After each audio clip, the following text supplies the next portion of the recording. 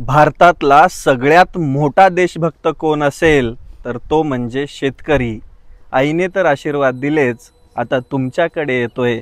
विदर्भवासियांनो, तुम्हाला एकजूट करण्यासाठी, तुम्हाला शेती शिकवण्यासाठी आणि या सरकारने केलेल्या अन्यायाविरुद्ध आवाज उठवण्यासाठी तुम्हाला उद्या यायचंय 16 ऑक्टोबर 2025 सकाळी 11 वाजता बाबुळगाव कृषी उत्पन्न बाजार समिती, तालुका बाबुळगाव, जिल्हा यवतमाळ इथं।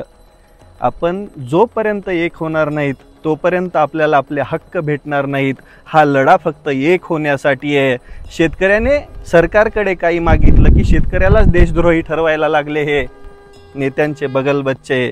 त्यांना धडा शिकवण्यासाठी या तिरंग्याच्या छताखाली आपल्याला एक व्हायचंय आणि या सरकारला दाखवून द्यायचंय या देशामध्ये सगळ्यात मोठा कोण देशभक्त असेल तर तो म्हणजे शेतकरी।